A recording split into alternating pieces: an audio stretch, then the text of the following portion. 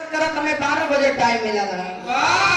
आदमी कहेला कहे का तो बहुत कुछ विचार है, लेकिन का करब सब मौसम ठंडा हो गए। इतना देरी से सोचत गरम करा कहाँ से गरम करे।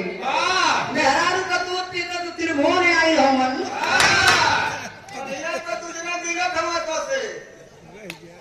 बाकी तो सब मछली ठंडे चला था। मेहरारू का दूध पी के तो त्रिभुवन आए वैसे गरम मंडप मशीन चला था।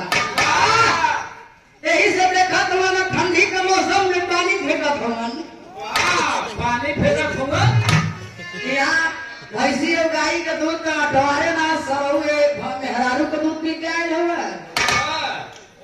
वह कायदे से तो हिसाब करे वाला कोई ना है। यही से पानी फेंकत हुआ तो ना तो तुम्हारा हिसाब का है देगा कहा तुम्हें चिंता मत करो तोहरो बियाह हुई।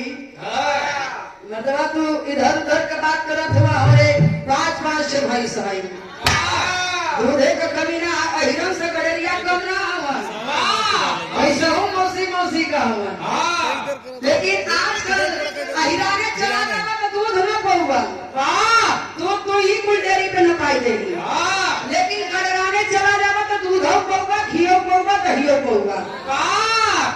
छेड़ी लगल सही कहा भैया कभी नहीं गडराने चला जावा तो तीनों चीज मिले लेकिन अहिराने चला जावा कुल दूध हम ही कुल डेयरी पे न पाई देगी। क्यों नहीं मिलो हर बार हमारे सके डब्बा भर भर रखा है भले दूध खत्म हो जाए तो घी खवाए। यहाँ तो फेरी दूध मिले डेयरी नाम से बकरी है अच्छा है 50 सौ उम्मा बकरा कैसे अपने बही खातिर